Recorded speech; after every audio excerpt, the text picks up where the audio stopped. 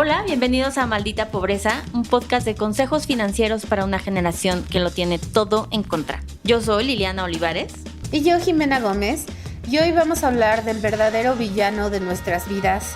No Luisito Rey, no la pesca, bueno, también la pesca, pero más allá de eso, el verdadero malo, el true evil, ¿no? Como si habláramos el lenguaje Dungeons and Dragons, el true pure evil, que es el SAT. Obvio no es de que sea malo, pero creo que en el nivel, en el videojuego de la adultez, el final boss es el SAT, ese último rival al que nos enfrentamos y que debemos derrotar, y la única manera en que podemos derrotarlo es a través de la educación y de entender de que hay una manera de hacer bien lo de los impuestos. Uno, que hay que hacerlo. Dos, que hay que hacerlo bien. Y tres, que incluso si lo haces muy bien, tú puedes ganar y derrotar y ganar y que ellos te paguen a ti. ¿O no? Así, o lo entendí mal. ¿O no es así? Sí. ¿O no me pagan? ¿No? Así que, no, totalmente. Este episodio está hecho para, como tú dices, o sea, que tengamos esta frase que aparte worldwide conocida de nadie se salva de los impuestos y la muerte, no importa si vives en México, en Suiza, Estados Unidos, lo que sea, eso habla de justo el nivel de importancia que debemos darle. Y este episodio está hecho de forma muy sencilla y digerible para que respiren un poquito y al menos les demos cierta luz en el camino y ya no sea terrorífico porque es como solo esta institución del mal, ¿no? Y esperemos que sea así y que se logre. Así es que vamos a empezar como que, porque siempre hacemos bromas también en Adulting de el SAT, pero vamos a saber y entender quién es el SAT, ¿ok? De entrada, el SAT, que significa, nunca me aprendo sus siglas, pero ya me las aprendí, de Sistema de Administración Tributaria. Y básicamente, amigos, el gobierno decidió contratar, hagan de cuenta, así como a la persona que hiciera el trabajo sucio. Y eso es el SAT, ¿ok? El SAT es la persona que trabaja para el gobierno, que pertenece al gobierno, y que su única chamba es recaudar impuestos. Entonces, es un poco cuando le hablas mal al del call center. Es un poco así, ¿sabes? Como esa es su chamba, ¿ves? O sea, tiene que cobrarte, tiene que ir a recaudar dinero, porque aparte, algo que desde un lugar muy romántico, pero pues espero que igual sirva y que nos ayude, es entender que los impuestos sí tienen un buen propósito, ¿sabes? O sea, en teoría, again, acuérdense que este podcast es apolítico y no nos vamos a detener en esto, pero en teoría el sistema está hecho para que los impuestos tengan un buen uso. Y entonces imaginemos que tú, yo, Jimena, pagamos nuestros impuestos y con ese dinerito logramos que se hagan cosas buenas en nuestro país, ¿no? Esa es como la versión más romántica que puedo decirles al respecto, pero en especial sepan que todo lo que tiene que ver relacionado a los impuestos, ustedes lo van a ver directamente con el SAT. Y el SAT, fíjate que le han metido dinero, ¿eh? O sea, sí se han modernizado, le han echado Sí, ganitas. o sea, yo me acuerdo cuando me di de alta, que era literalmente tenías que ir a formarte a las 5 de la mañana. O sea, ese era el sistema y era un sistema conocido y reconocido por todos los mexicanos. Que la manera de resolver cualquier cosa con el SAT era ir y pararte ahí. Y ahora, la verdad, ya casi que sí puedes hacer un bonche de cosas digitalmente. Y bueno, pandemia, etcétera, ya las épocas de comprarte tu torta de tamal mientras esperas tu turno, creo que ya están atrás de nosotros y eso es súper bueno. Sí. Entonces, es importante que sepan ustedes esto porque cuando tengan alguna duda respecto al SAT, tienen que poner en Google SAT y es ahí donde van a encontrar todas las respuestas. O sea, no pueden, su fuente Como en de la vida. como en la vida, pero su fuente de información no debe ser otra que no sea el SAT. Eso es importante saberlo, que es como la fuente fidedigna, ¿no? De dónde recabar información. Y tienen todo un chat de preguntas inmediato, te atienden hasta las 8 de la noche, o sea, como no está tan mal. Entonces, a lo que voy con todo esto es que incluso en el SAT, déjenme decirles, van a encontrar en el canal de YouTube del SAT tutoriales para hacer su declaración de impuestos, ¿ok? Anuales. Entonces, a lo que voy es que sí le tenemos miedo al SAT, pero también es porque no le hemos echado 2 minutitos de nuestro tiempo para investigarle, porque sí está allá afuera la información y de forma no tan complicada. Y también eso, ¿no? Que digo, o sea, también es culpa del SAT porque no ha comunicado efectivamente que existen todas estas herramientas que podrías tú consultar. Entonces, creo que justo por eso es bueno que hablemos de esto, porque yo me enteré que había tutoriales de YouTube hace como un mes que Liliana me dijo y fue así de, ¿what? O sea, como, ¿por qué no todo el mundo sabe esto? Entonces, Sí, creo que eso Jimena, es muy bueno. o sea, que te enteraste al igual que todos en el taller de impuestos para millennials, básicamente. Literalmente. Así de, mira. Ese es mi perk, ¿no? Que aprendo gratis. Pero sí, busquen en YouTube SAT y ahí hay un bonche de cosas. No es la cosa más bonita, ¿no? Pero sí se entiende muy bien, la verdad. Exacto. Y ahora, los impuestos. ¿Para qué se usan los impuestos y por qué es importante pagarlos? Imaginen, amigos, que el Estado, el país, pues requiere dinero, ¿no? O sea, básicamente se necesita pagar por todo lo que los servicios que tenemos for granted, por así decirlo. Entonces, dejen y piensen que ustedes con sus impuestos pagan las escuelas públicas, ¿ok? Gracias a nuestros impuestos hay educación con la calidad que ustedes puedan decir. Eso ya es diferente, lo vamos a dejar de lado, pero pagamos las escuelas públicas, les pagamos a los maestros, pagamos las instalaciones, pagamos los hospitales públicos, which in the end, por ejemplo, si fuéramos un país con una tasa de recaudación de impuestos muy baja, todavía menos hubiéramos podido atender gente de COVID, ¿no? Por ejemplo, pagamos seguridad privada, desde el pavimento que tú ves, la luz eléctrica, pero en sí todo eso tiene que salir de un lado y obviamente son de nuestros impuestos. Y con esa reflexión viene la pregunta de ¿quiénes tienen que pagar impuestos? Y la respuesta es muy sencilla.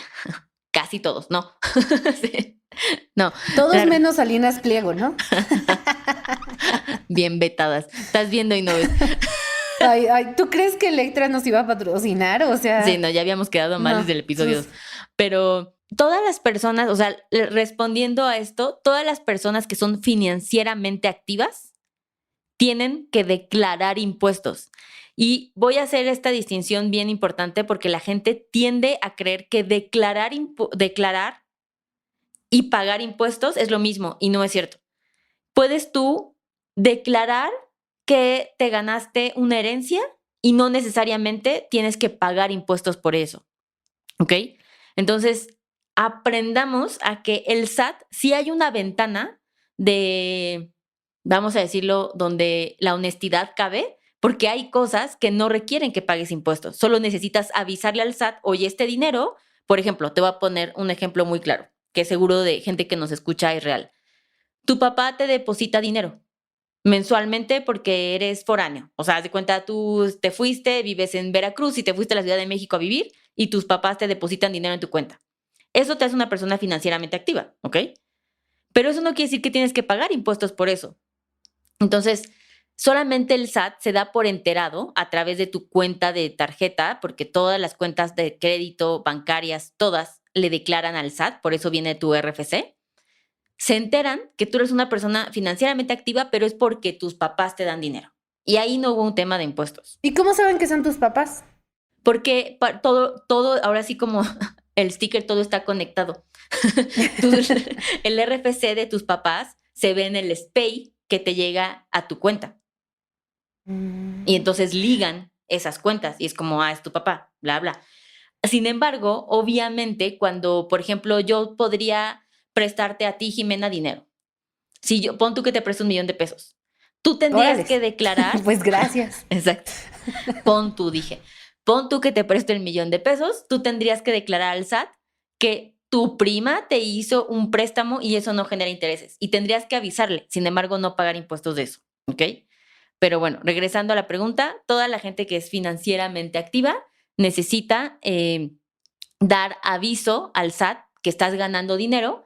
Y después la pregunta sería si tienes o no que pagar impuestos por eso. Ok, pues está muy bien.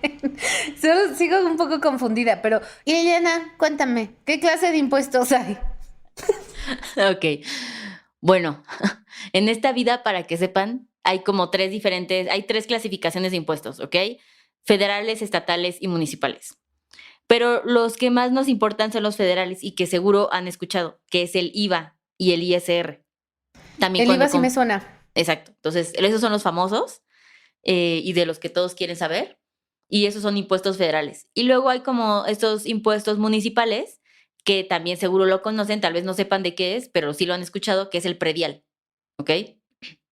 Entonces, esos son como los más comunes. Ahora, a la pregunta de cómo empiezas como una persona a tener una buena relación con el SAT, hay una clave bien importante, así como hay un parteaguas en tu vida. Hay dos. De repente, el adolescente lo vive cuando escoge la carrera que va a estudiar, ¿ok? Y luego en tu vida adulta es cuando te das de alta en el SAT, porque tienes que darte de alta en el SAT. Haz de cuenta, tú eres un humano que empieza a trabajar y tienes que avisarle al SAT que eres un humano que empieza a trabajar y que vas a ganar dinero o que pusiste una empresa o que te contrataron de las formas en las que ustedes empiecen a ganar dinero. Y entonces el SAT te va a decir, ok, pero tienes que darte de alta ante el SAT. Todos hemos escuchado eso. Y tienes que escoger un régimen.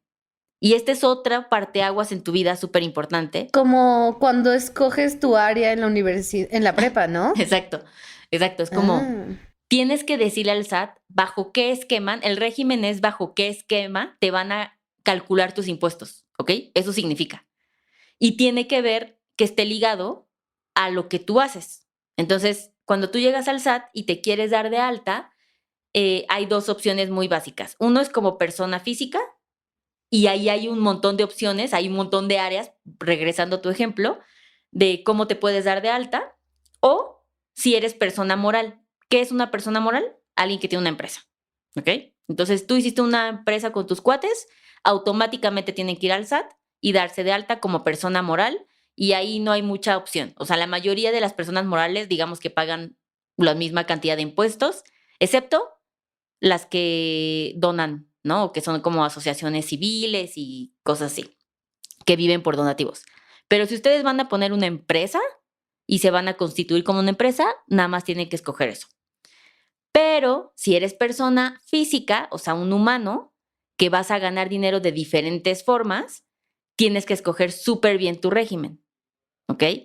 Y esto va a dictar cómo el SAT te va a calcular impuestos. Entonces, uno de los grandes errores es que la gente se da de alta ante el SAT de forma errónea o había una opción más, por entre comillas, más barata de cómo darse de alta y entonces terminan pagando más impuestos porque no están en el régimen correcto. Pero entonces, justo, tú eres un humano de 18 años que trabajas tienes tu primer trabajo, ¿no? Ajá. ¿Cómo sabes cómo te tienes que dar de alta y cómo sabes que estás escogiendo el régimen correcto? Correcto. Para todo. Porque no lo puedes cambiar después, ¿o sí? No, digamos que puedes suspender, o sea, como que decirle, no, ya no voy a ganar nada, ya pausa, pausa, ya déjenme en paz. O puedes agregar de repente otro régimen. Pero hay muchos que los que sí hay un beneficio, por ejemplo, imagínate una tablita. Si tú ya si te diste de alta porque la cagaste en la tablita más alta, ya no puedes darte de alta en la tablita de abajo. Siempre solo puedes darte de alta hacia arriba. Qué estrés. Ok. Entonces, ¿cómo sabes que no la vas a cagar? Ok. Obviamente, el tema del SAT, amigos, es un tema donde siempre en Adulting les decimos que busquen gente especializada. Entonces, la forma de lograr esto, la más efectiva, es haciendo dos cosas. Uno, que tú te eduques sabiendo muy bien al menos qué régimen hay disponibles, ¿no? Y cómo, o sea, literalmente a ese me hace sentido, a ese no me hace sentido, ¿no? Ahorita hablamos un poquito de ellos. Pero esa es una, o sea, tú necesitas tener una idea de cuáles existen para ver y que escojas. Y la otra es validar si lo que tú creíste que sí va contigo es con un contador. Porque el contador va a tener acceso a finalmente así validar, decirte, mira, yo sé que tú querías escoger ese régimen, pero ¿qué crees? Lo que tú te vas a dedicar no aplica en este régimen. Y entonces ya es como, bueno, pues tú soñaste con una cosa, pero no siempre aplica, ¿no? Entonces, yo les diría que no, o sea, es bien importante que ustedes sí se eduquen, porque me ha pasado muchos que van con el contador y el contador tal vez es un contador que le da flojera investigar si hay una mejor opción para ti. Y entonces te dice, ya, te voy a meter al de todos. y resulta que el de todos o el más general es justo el que te cobra más impuestos, ¿no? Ok, entonces, a ver, dinos algunos ejemplos de regímenes comunes. Ok. Vamos a hablar de las personas físicas porque ya les dije que de personas morales como que el régimen es personas morales y ya, solo hay una opción y da. Pero a donde empieza la controversia, donde empieza el estrés como persona física, son los siguientes regímenes. Primero, decir regímenes es la cosa más difícil que he tenido que hacer en el 2021. Regímenes. Ajá. Regímenes. Exacto. Entonces, el primero es el régimen del Godín, ¿no? Ese ustedes lo conocen, que es como el asalariado, básicamente.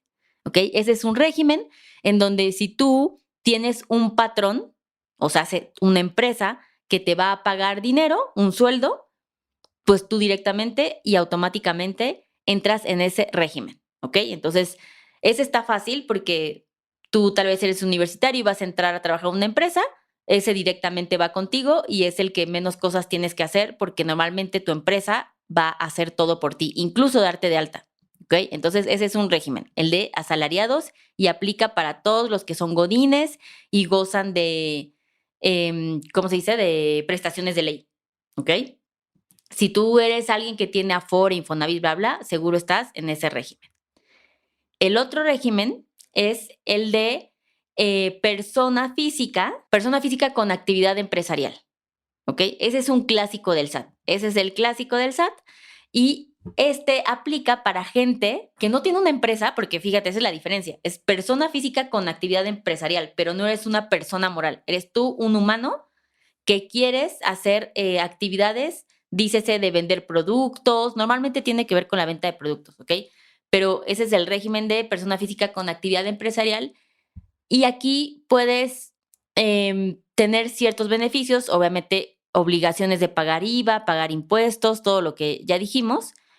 Y normalmente este es un régimen para persona física que va a vender mucho dinero. Es, digamos, un pasito antes de convertirte en la empresa, ¿sabes? O sea, como ya no eres un startup, ya no eres un emprendedor, ya vas a ganar un súper varo y estás a nada de constituirte como una persona moral.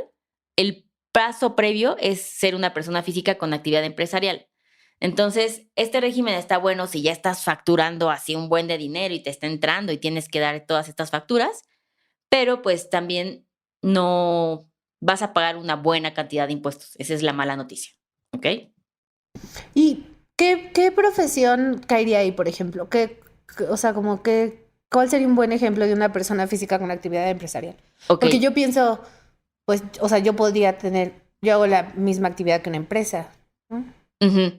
Por ejemplo, un ejemplo de esto es, si tú, Jimena, vas a poner siempre digo zapatería, ubica, pero bueno, vas a poner una zapatería. O papelería. O papelería. Pero, una zapatería. Entonces, ya estás vendiendo productos, estás ganando bastante dinero. Cuando digo bastante dinero, me refiero específicamente a una cantidad de más de 2 millones de pesos. ¿Ok? Entonces, si eres una persona que está teniendo ingresos por más de 2 millones de pesos, seguramente tienes que entrar en este régimen de actividad empresarial. ¿Ok? Ese sería como el criterio.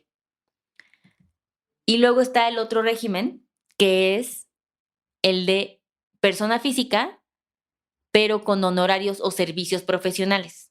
Y entonces aquí viene este gap de diferencia entre decir, ok, tú, Jimena, estás abriendo una zapatería, tú facturas con tu nombre, pero es una persona que tiene actividad empresarial. Por eso se llama así, porque es casi una empresa, ¿no? O sea, tienes una actividad que se parece a una empresa. La diferencia de este régimen de honorarios es que para tener este régimen necesitas a fuerza tener un título profesional para llevar a cabo la actividad. Y aquí es cuando entran doctores, contadores, abogados, etc. Por ejemplo, tú, Jimena, haces marketing. Tú no requieres un título para poder ejercer. Nadie te va a demandar por eso, ¿no? O sea, si haces un meme, no se te solicita tu título. ¿Dónde está su licencia para hacer meme? Exacto. Entonces tú no podrías entrar en este régimen, ¿ok? Exacto. Y aquí hay como ciertos beneficios, o sea, la mayoría, esto es como literal, estas profesiones que tienen que tener un degree, un título para llevar a cabo su actividad, ¿ok? Y luego está el bonito régimen, que es nuevo, que el SAT lo hizo en ánimos de alivianar a los emprendedores, que es un régimen que se llama régimen de incorporación fiscal. Incorporación es para la gente nueva, que nunca ha tenido otro régimen antes, excepto si son godines, sí pueden empezar con este régimen también, lo pueden sumar. Pero este régimen está hecho para los startups, para los emprendedores, y tiene beneficios porque pagas muy poco de ISR, vas pagando gradualmente el ISR. Entonces, de todos los regímenes que te acabo de decir, este es el que menos pagas impuestos. Eso es lo que quiero decirles, ¿ok? Pero justo, ¿no? Como no puedes agregar regímenes que pagues menos, tendrías que empezar por ese, ¿no? Exactamente. Por ejemplo, tú ahorita estás escuchando ese podcast y tú dices, oye, pero yo soy de actividad empresarial, ¿me puedo cambiar al de incorporación, al RIF? Vamos a decirle RIF. No, ya no puedes, porque entraste en la tablita de lo más alto y no puedes bajar. Oye, yo soy Godín, ¿me puedo cambiar al RIF? Sí, porque el Godín, por ejemplo, alguien puede ser Godín, pero también tener un side job, ¿no? Un emprendimiento. Entonces, este régimen puede aplicar para ellos. Y tiene ciertos beneficios, como les decía, de pagar menos impuestos y está topado para emprendedores porque no pueden entrar personas que facturen más de 2 millones de pesos. Si ganas menos de 2 millones de pesos o vendes menos de 2 millones de pesos, puedes entrar en este régimen, ¿ok? Ahora, obviamente esto que estamos diciendo, amigos, es súper general. O sea, necesitan ir y validar porque si su actividad que van a poner, por ejemplo, vamos a poner el ejemplo de Jimena. Jimena hace marketing y necesitamos checar que dentro del RIF exista en el catálogo de profesiones servicios de publicidad o de marketing per se. Y sí existe, by the way, por si tenías esa duda. Sí está. No, Entonces, pero pues ya valí. O sea, me hubieras dicho eso a los 18. sí, una disculpa. Todavía no hacíamos el podcast. Pero no, realmente toda esta gente que está pensando lo mismo que Jimena y quiere odiar a su contador, no los odien porque es relativamente nuevo. O sea, se creó hace poquito. Antes no existía esto, ¿ok? Pero estos son como los main que existen para darte de alta. Y la otra es la más sencilla y la más obvia, es que si tú eres alguien que heredó una casa, un departamento y lo estás rentando, te puedes dar de alta en el régimen de arrendamiento y es justo solamente para las personas que rentan una casa, un departamento, un local o lo que sea, un inmueble, ¿ok? Ok, pues creo que... Qué confuso. ¿Y estos como catálogos de profesiones, tú los puedes consultar? O sea, como así Google. Sí, seguramente si, o sea, si entras al SAT, puedes Ajá, poner ya. como el catálogo de profesiones que entra dentro del RIF y te van a aparecer, no sé, más de 1000 opciones. O sea, es por eso te les digo que si Es si muy le preguntan al individual. contador, porque el contador va a decirte como no, no funciona eso, pero hay una que se parece y entonces ya tal vez puedes elegir esa. Órale. Ok. Y hablando de contadores, ¿qué dirías tú que es las cosas que debemos fijarnos para asegurarnos de tener un buen contador? Porque como tú dices, hay de contadores a contadores, ¿no? 100%. Primero, déjenme decirles que su contador es alguien que está dado de alta como persona física a través de honorarios o servicios profesionales. Eso quiere decir que el contador suyo de ustedes tiene que enseñarles su cédula, ¿ok? O sea, Oh, como así un doctor. como doctor, literalmente. Entonces, eso es algo, yo jamás he escuchado que alguien le pregunte a su contador así de, o sea, la pregunta es ¿cuánto me cobras? Y nunca viene oye, me disculpa, ¿me mandas tu cédula? Pero sí debería tener su cédula, ¿ok? Porque aparte le están confiando o sea, una partecita de su vida, o sea, así es como escoger el doctor. Entonces, eso deben checar, que tenga una cédula. Dos, hay muchos contadores que tienen más como especialización. Yo, por ejemplo, tengo una contadora para persona física, para mí, y tengo otra contadora para la empresa, ¿sabes? Porque es tan grande el SAT y la ley fiscal y es tan complejo que hagan como doctor. O sea, hay contadores que se especializan en cada cosa y seguramente el contador de empresas no sabe bien lo que tú como personita chiquita puedes deducir, ¿sabes? Entonces, diría que sí escojan a un contador que se especialice en el régimen como ustedes se van a dar de alta. Y la otra es que pues también se fijen en una especie de tabulador y comparen cuánto cobra el contador, porque de repente hay contadores como justo el millennial se asusta, no sabe qué implica eso, no sabe cómo o sea, cuánto es mucho, cuánto es poco, pues mínimo comparen. Pero un contador de una persona física, no de persona moral, porque las de personas morales cobran más, pero un contador de persona física debería estarte cobrando entre 400 y 800 pesos al mes. Porque me he topado millennials que pagan 2,000 pesos y eso es lo que pagaría tal vez un emprendedor a su contador, ¿no? Porque los contadores de personas morales, o sea, de empresas, son más caras. Entonces, ese es un buen rango para saber que tu contador está siendo una persona decente al cobrarte. Ok, súper, pues no sé cuánto le pago, voy a averiguar. No sé si tiene cédula, lo conocí en un Starbucks. Sí, lo conocí en Bumble. ¿Te imaginas? En Bumble Business, obviamente. No, no es cierto. Ok, súper. ¿Algunas palabras, consejos, últimas joyas de sabiduría que quieres dejarnos antes de cerrar? Como algo que te gustaría que todo el mundo dejara de pensar del SAT o supiera del SAT o considerara cuando estamos hablando de impuestos, que tal vez no todo el mundo topa, entiende o lo ve así. Sí, primero creo que sí es súper útil lo del tutorial, o sea, que sepan que hay un tutorial que les va a enseñar a hacer eso. 2, a pesar de que hay tutoriales, yo siempre aconsejo que se informen, pero que le dejen esa actividad a un experto. O sea, hay gente que conozco y está padre, como que es súper savvy y quiere hacer su declaración anual ellos mismos y de repente le sale peor, ¿no? Porque es la primera vez que entran al sistema. Entonces, si no te sientes confident en que lo vas a hacer perfecto, mejor págale a un contador, aunque sea una vez, para que haga tu declaración anual, ¿no? Por ejemplo, ahorita que justo estamos en este tema de declaraciones anuales. Y la otra es que justo tenemos como una información más grande y profunda. Hicimos como un post justo de los regímenes y todo lo que hay del SAT en adulting, pero es súper importante que sepan que la diferencia entre pagar impuestos y declarar y la deducción. La gente cree que esto es como solo quiero cerrar con esto porque la gente no es un misunderstanding enorme, que la gente cree que cuando te dan factura vas a deducir o le vas a restar a tus impuestos todo lo de la factura. Y eso es un error. Así no funcionan las deducciones. Entonces, hay que saber bien para luego no sentirnos frustrados cuando tenemos que declarar nuestros impuestos.